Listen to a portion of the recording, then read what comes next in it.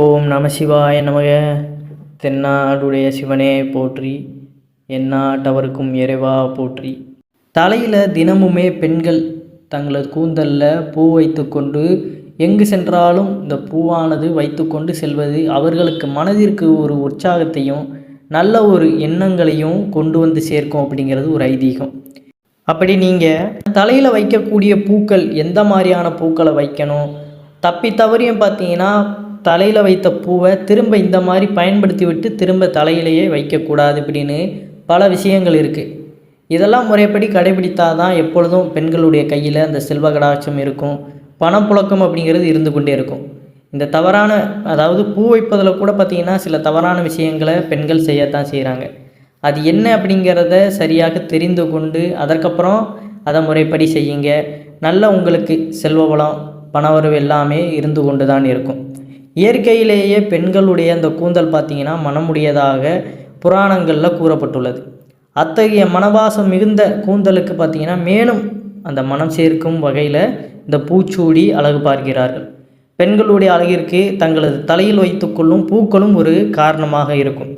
தலை நிறைய பூ வைத்து கொள்ளும் பெண்களுக்கு இயற்கையாகவே பார்த்திங்கன்னா அழகு கூடிவிடும் என்பது மறுக்க முடியாத ஒரு உண்மை. பூ எவ்வளவு விலையாக இருந்தாலும் வெளியில் செல்லும்போது தலையில் பூ சூடாமல் சென்றால் உங்களுக்கு அன்றைய நாளில் ஒரு திருப்தி இல்லாமல் போய்விடும். தினமும் வைக்க முடியாவிட்டாலும் நல்ல நாள் விசேஷ நாட்களில் இல்லை வேறு ஏதாவது ஃபங்க்ஷனுக்கு வெளியே போகிறீங்க அப்படிங்கிற பட்சத்தில் நிச்சயம் தலையில் பார்த்திங்கன்னா பூ சூடிக்கொள்வது எல்லா பெண்களும் விரும்பும் ஒரு விஷயம்.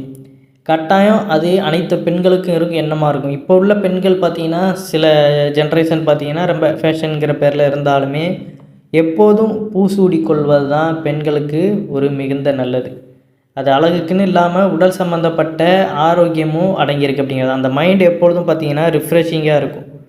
அந்த வாசனையானது எப்பொழுதும் அந்த பூ வாசனையானது நீங்கள் அது உங்களுடைய கூந்தலிருந்து அந்த வாசமானதை எப்பொழுதும் முகர்ந்து கொண்டே இருப்பது ஒரு நல்ல வைப்ரேஷனை கொடுத்து கொண்டே இருக்கும் அப்படிங்கிறது தான் நிதர்சனமான உண்மை. தலையிலிருந்து பார்த்திங்கன்னா பூவை ஒரு சிலர் வாடுவதற்கு முன்னரே எடுத்து தூக்கி வீசுவது உண்டு, அல்லது குப்பையில் போட்டு விடுவார்கள். இந்த தவறை மட்டும் ஒருபோதும் செய்து விடாதீர்கள். தலையில் சூடிய பூ முழுமையாக காய்ந்து போகும் வரை அதை தலையிலிருந்து எடுப்பது என்பது தவறான செயலாகும். பெண்கள் எந்த அளவிற்கு பூ வைத்து கொள்கிறார்களோ அந்த அளவிற்கு அந்த பெண்களிடம் எப்பொழுதும் பணப்புழக்கமும் செல்வ கடாட்சமும் புரளும் என்பது ஒரு ஐதீகமாக உண்டு. இன்னும் சில பேர் பார்த்திங்கன்னா ஒரு நாள் இருந்துவிட்டு வாடி போகும் பூக்களுக்காக எதற்காக இவ்வளவு காசு கொடுத்து வாங்க வேண்டும் என்கிற மனநிலையில் இருப்பார்கள். உண்மையில் பெண்கள் தலையில் வைத்து கொள்ளும் பூக்களுக்கு பின்னால் பண சேர்க்கை உரிய அந்த தாந்திரிகம் உண்டு அப்படிங்கிறதையும் தெரிந்துக்கோங்க. ஒருவர் கொடுக்கும் பூவை இன்னொருவர் எந்த காரணத்திற்காகவும் வேண்டாம் என்று மறுத்து விடவே கூடாது என்கிறது சாஸ்திரம். அதாவது பெண்கள் இன்னொரு பெண்களுக்கு சுமங்கலி பெண்களுக்கு பூ கொடுக்கும் பொழுது அந்த பூவை கட்டாயம் வாங்கி பார்த்தீங்கன்னா நீங்கள் தலையில் இட்டுக்கொள்வது உங்களுக்கு செல்வ கடாட்சத்தை கொடுக்கும் அப்படிங்கிறது தான் ஒரு ஐதீகம். அதே போல் பூக்கள் தலையில் நம்ம வைத்திருக்கோம்னா கொஞ்ச நேரம் அது வாடுவதற்கு வரைக்கும் பார்த்திங்கன்னா நம்ம வைத்திருந்தால் மட்டும்தான் நிச்சயம் கையில் பணம் தங்கும் அப்படிங்கிறது. அது வாடுவதற்கு முன்னரே அதாவது கட்டாயப்படுத்துகிறாங்க அப்படின்ட்டு நம்ம வச்சுட்டு அவங்ககிட்ட போனதும் பார்த்திங்கன்னா அதை தூக்கி வீசிடக்கூடாது. காய்ந்த பின்னர் எடுத்து தூக்கி குப்பையில் வீசிக்கொள்ளலாம், அதில் தவறு கிடையாது. அதே போல் தலையில் இருக்கும் பூவை எடுத்து ஃப்ரிட்ஜில் வைத்து மறுநாள் வைத்து கொள்வதும் தவறான செயலாகும். ஒரு தடவை நம்ம தலையில் எடுத்து வச்சிட்டோம்னு வச்சிங்கன்னா அதுக்கப்புறம் அது வாடினதுக்கப்புறம் அதை தூர போட்டுடணும். திரும்ப எடுத்து வச்சுட்டு மறுநாள் போட்டுக்கலாம், இல்லை கொஞ்சம் நேரம் கழித்து இது பண்ணிக்கலாம் அப்படின்ட்டு நம்ம வைக்கக்கூடாது.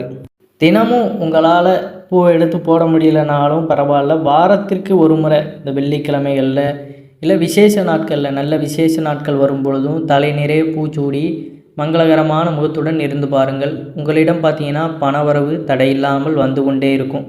அதிலும் குறிப்பாக திருமணமான புது மணப்பெண்கள் தலை நிறைய பூ இல்லாமல் வெளியில் எங்கேயுமே செல்லாதீர்கள். வாங்கி கொடுக்கவில்லை என்றால் வாங்கி கொடுக்க சொல்லி வற்புறுத்துங்கள். நாம் எவ்வளவோ பார்த்தீங்கன்னா வீணாக செலவு செய்யும் பொழுது ஒரு முழம் பூவில் ஒன்றும் குறைந்து விட போவதில்லை அப்படிங்கிறத முழுவதுமாக தெரிந்து கொள்ளுங்கள். அதனால் வீண் விரயத்தை குறைச்சிக்கிட்டு இந்த மாதிரி நல்ல விஷயங்களுக்கு எப்பொழுதுமே செலவு செய்வதில் கணக்கு பார்க்காதீங்க. எப்பொழுதும் தலைவிரி கோலத்தோடு தலைக்கு பூ வைக்காமல் இருக்கவே கூடாது. அது குடும்பத்திற்கே பார்த்திங்கன்னா கஷ்டத்தை கொடுக்கும். இப்போ நீங்கள் பூ இல்லைனாலும் பரவாயில்ல, தலைவிரி கோலத்தோடு இருக்கக்கூடாது. அதற்கு ஏதாவது ஒரு முடிச்சு போட்டு இல்லை இந்த ரப்பர் பேண்ட் ஏதாவது போட்டாவது பார்த்திங்கன்னா நம்ம தலையை பின்னி போட்டு தான் இருக்கணும். தலைவிரி கோலத்தோடு இருப்பது நமக்கு பலவிதமான நெகட்டிவ் எனர்ஜி இல்லாமல் அந்த கூந்தல் வழியாக நம்மளுடைய அந்த கபாலத்திற்கு செல்லும் அப்படிங்கிறது ஒரு ஐதீகம். அந்த எதிர்மறை எண்ணங்கள் நம்ம உடலிற்குள் சென்று விட்டாலே நமக்கு தேவையில்லாத கெட்ட எண்ணங்கள் தான் வரும். அதனால தான் சொல்வது. அது மட்டும் இல்லாமல் பெண்களுக்கு கர்ப்பப்பையில் இருக்கக்கூடிய அந்த உஷ்ணத்தை குறைக்க வாசம் நிறைந்த பூக்கள் உதவி செய்கின்றன. குறிப்பாக தலையை பின்னி பூ வைக்கக்கூடிய அந்த இடத்திற்கும் கர்ப்பப்பைக்கும் பார்த்திங்கன்னா நிறையவே சம்பந்தம் இருக்கிறது. வாசனை மிகுந்த பூவை தலையில் சூடிக்கொள்ளும் பொழுது பெண்களுக்கு இருக்கும் அந்த உடல் உஷ்ணமும் சீராக்கப்படுகிறது அப்படிங்கிறதான் நிதர்சனமான உண்மை. அந்த அளவுக்கு பார்த்திங்கன்னா அந்த கூந்தல் நம்ம பூ வைக்கின்ற இடத்துல அவ்வளோ விதமான எல்லா தொடர்புடைய சாதனங்களும் உண்டு. அதற்குத்தான் பார்த்திங்கன்னா அந்த இடத்த அவ்வளோ இதாக நம்ம வச்சுருக்கணும் அப்படின்னு சொல்லப்படுகிறது. குறிப்பாக மல்லிகை பூக்களை பெண்கள் வாங்கி சிறிதளவாவது தலையில் சூடிக்கொள்ள வேண்டும். வாசமில்லாத பூக்களை பெண்கள் சூடவே கூடாது. வாசமில்லாத பூக்களை தலையில் சூடிக்கொள்வதன் மூலம் எந்த ஒரு நல்லதும் பெண்களுக்கு கிடையாது. வாசமில்லாத இந்த கனகாம்பரம், டிசம்பர் இப்படிப்பட்ட பூக்களை சூடும் பொழுது இதோடு கொஞ்சம் வாசம் நிறைந்த மல்லி, முல்லை இதையும் சேர்த்து சூடிக்கொள்வது மிகவும் நல்லது. இப்போ உள்ள காலகட்டத்தில் பார்த்திங்கன்னா எல்லா வளர்ச்சி அடைஞ்சாலுமே திருமண வரவேற்பு போன்ற இந்த சுப நிகழ்ச்சிகள்லாம் தலையில் அலங்காரம் செய்யும் பொழுது பெரும்பாலானோர் வாசம் நிறைந்த பூக்களை வைப்பதில்லை. கலராக பார்த்திங்கன்னா காகித பூக்களை வைத்து அலங்காரம் செய்கிறார்கள். அது ரொம்ப ஒரு தவறு. எத்தனை அழகு நிறைந்த காகித பூக்களை, அலங்கார பொருட்களை தலையில் நம்ம வைத்தாலும் சரி, திருமணம் போன்ற சுப நிகழ்ச்சிகள் செய்யும்போது கட்டாயம் அதில் வாசம் நிறைந்த பூக்களுக்கு எதுவுமே ஈடாகாது அப்படிங்கிறதான். அதிலும் குறிப்பாக மல்லிகைப்பூ இருப்பது தான் மிக சிறந்தது. அதை ஞாபகம் வைத்து கொள்ளுங்கள். குறிப்பாக வீட்டில் இருக்கும் பெண்கள் பார்த்திங்கன்னா வியாழக்கிழமை அன்று, குரு பகவானுக்கு உகந்த இந்த வியாழக்கிழமை அன்று பார்த்திங்கன்னா நீங்கள் மஞ்சள் நிற துணி உடுத்தி கொண்டு மஞ்சள் நிற பூக்களை தலையில் சூடிக்கொள்ளலாம். இந்த மஞ்சள் நிறத்தில் இருக்கும் சாமந்தி பூ வியாழக்கிழமை என்று பெண்கள் தங்களுடைய தலையில் வைத்துக்கொள்வது அந்த வீட்டிற்கே பார்த்திங்கன்னா ஐஸ்வர்யமான இந்த தங்கத்தை கொண்டு வந்து சேர்க்கும் என்று சொல்லப்பட்டுள்ளது. ஒரு வியாழக்கிழமை வச்சுட்டோம் அவ்வளோதான் அப்படின்ட்டு இருந்துடக்கூடாது. நீங்கள் தொடர்ந்து வாரம் இதை கடைபிடிக்கும் பொழுது தான் ஏதோ ஒரு கட்டத்தில் நமக்கான நல்ல சந்தர்ப்பம் நமக்கு ஏற்படும் அப்படிங்கிறது.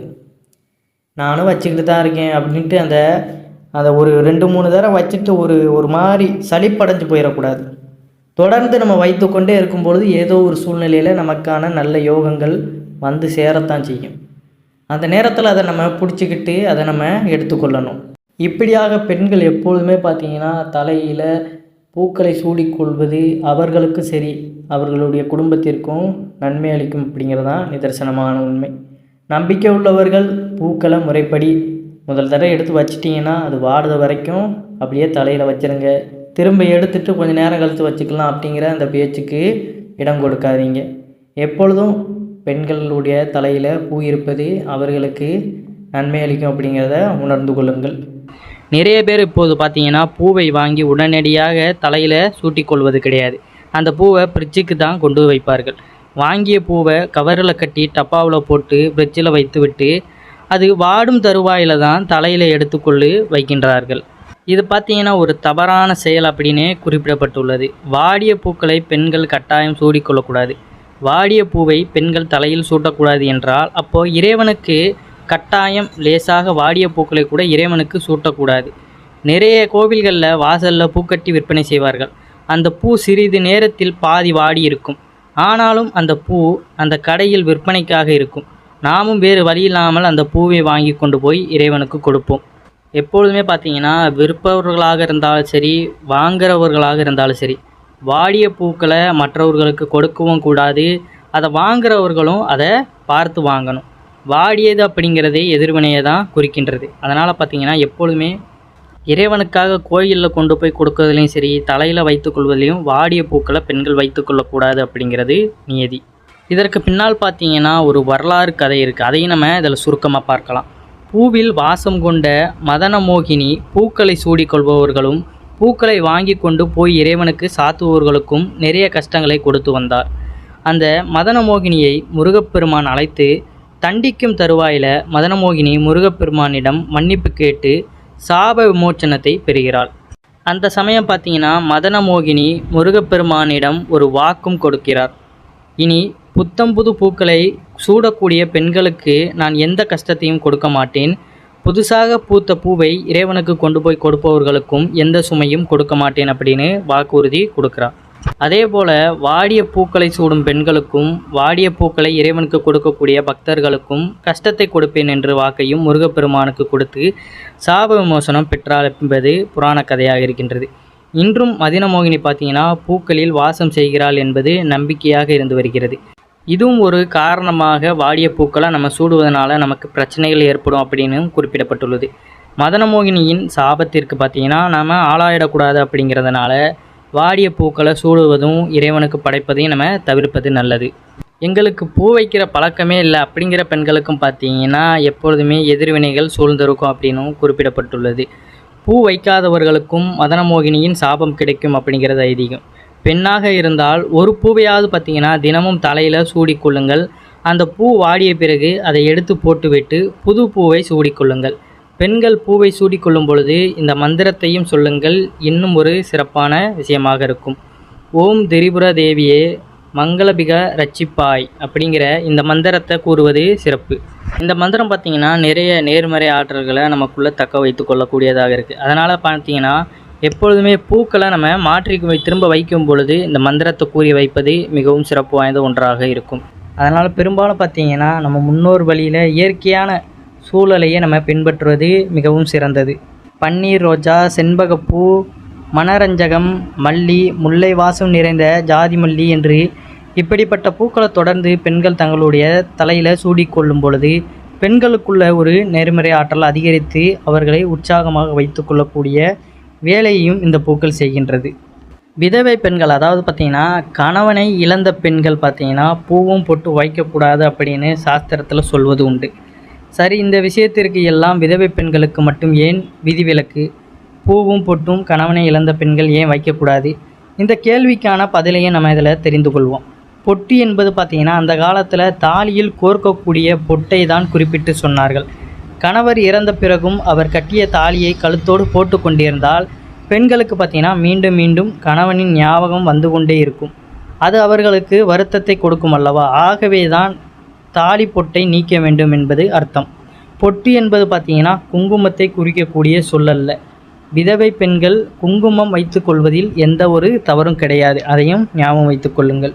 எப்பொழுதுமே குங்குமம் வைத்து கொள்வது மிகவும் சிறப்பு வாய்ந்த ஒன்று. நெற்றி வடுகளில் நம்ம குங்குமத்தை வைத்து கொள்வது நம்மளுடைய உடல் ஆரோக்கியத்தையும் நம்மளுடைய மனதையும் எப்பொழுதுமே ஒரு நல்லபடியான சூழலில் வைத்திருக்கும்.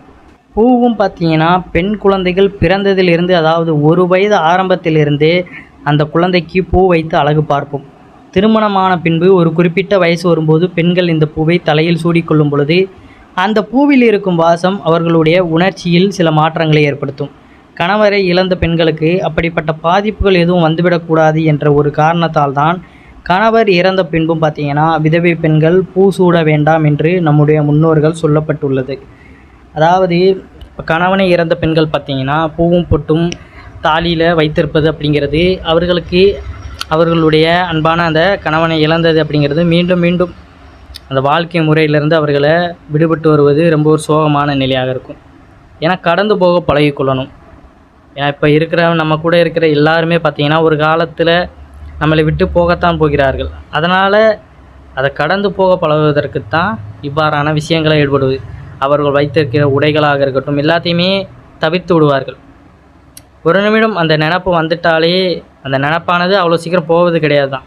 இருந்தாலும் அதை கடந்து போக பழகி கொள்வதற்காகத்தான் இவ்வாறு நம்மளுடைய முன்னோர்கள் குறிப்பிடப்பட்டுள்ளது. அதனால் இறந்தவர்களுடைய உடை வைத்துக்கொள்வது அப்படி இப்படின்னு அவர்கள் நம்ம கூட இப்படி தேவையில்லாத எதிர்வினை பேச்சுக்களை பேசக்கூடாது. அதை கடந்து போவதற்காக அந்த ஒரு விஷயத்திற்காக மட்டும்தான் இவ்வாறான சொற்கள் அப்படிங்கிறது. இல்லை, நான் மன உறுதியோடு இருக்கக்கூடிய கணவனை இழந்த பெண்கள் பூ வைத்து கொள்ளலாம். கணவனை இழந்தாலும் சரி, எப்பொழுதுமே நான் கலங்கம் கொள்ளாமல் இருப்பேன் அப்படிங்கிற பட்சத்தில் பார்த்திங்கன்னா அந்த பெண்கள் பூ வைத்து கொள்வது மிகவும் சிறப்பு. ஆனால் கணவனை இழந்த பெண்களுக்கு பூவை பார்க்கும் பொழுது நிச்சயமாக அவர்களுடைய கணவரின் நினைவு வரும். அதை தவிர்க்க வேண்டும் என்பதற்காக தான் இந்த ஒரு சாஸ்திரத்தை நாம் கடைபிடித்து வருகின்றோம். தவறு என்று நினைத்தால் எல்லாமே தவறு தான், சரி என்று நினைத்தால் எல்லாமே சரிதான். அது பார்ப்பவர்களுடைய கண்களில் தான் உள்ளது. அடுத்தவர்களுடைய மனது புண்படாமல் என்றைக்குமே நாம் நடந்து கொள்ள வேண்டும். அதுதான் பார்த்திங்கன்னா வாழ்க்கையில் ரொம்ப ரொம்ப முக்கியம் என்ற இந்த தகவலோடு பார்த்திங்கன்னா இந்த பதிவினை நம்ம நிறைவு செய்கிறோம். எப்பொழுதுமே பார்த்திங்கன்னா அடுத்தவர்களுடைய மனது புண்படும்படியும் நம்ம பேசக்கூடாது. நம்மளுடைய செயல்களும் பார்த்திங்கன்னா அடுத்தவர்களுடைய மனதை புண்படும்படி இருக்கக்கூடாது. அனைவருமே பார்த்திங்கன்னா எல்லாமே இறையருள் பெற்று எப்பொழுதுமே நலமுடன் வாழ வேண்டும். அதனால் பெண்கள் பார்த்திங்கன்னா தினமும் பூ வைத்து கொள்ளுங்கள், விளக்கேற்றுங்கள், இறைவனை மனதார நினைத்து தாங்களும் சரி தங்களுடைய குடும்பமும் என்றும் மகிழ்ச்சியுடன் வாழ வேண்டும் அப்படிங்கிற அந்த ஆசையை முன்வைத்து கொள்ளுங்கள். எல்லாமே பார்த்திங்கன்னா நல்லதாக தான் நம்ம நினைக்கிறது தான் நமக்கு நல்லபடியாக நடக்கும் அப்படிங்கிறது தான் ஐதீகம். நம்ம நல்லதே நினைக்கும் பொழுது அதுவே நமக்கு அந்த கர்மவினையின் மூலமாக நல்லதாகத்தான் வரும். நம்ம தீயது செய்கிறோம், மற்றவர்களுக்கு கெடுதல் நினைக்கிறோம்னா அது நமக்கு அப்படியே வந்து சேரும் அப்படிங்கிறது தான் ஐதீகம். எல்லாமே ஒரு சுழற்சியில் தான் சுற்றி கொண்டு இருக்கின்றது. நம்ம செய்வது தான் நமக்கு வரும் அப்படிங்கிறது தான் ஐதீகம். அதனால் வாழ்க்கையில் வாழ்கிறத நம்ம சிறப்பாகவும் நல்லபடியாகவும் ஒழுக்க முறையில் வாழ்ந்துவிட்டு நம்மளுடைய கடமையை ஆற்றி வந்து திரும்ப இறைவனிடமே செல்கின்ற அந்த பாதையை நம்ம தேடிக்கொள்ளணும் அப்படிங்கிறது தான் ஐதீகம். அனைவரும் என்றும் இறையருள் பெற்று நலமுடன் வாழ வேண்டும். நன்றி, வணக்கம். ஓம் நம சிவாய நமக.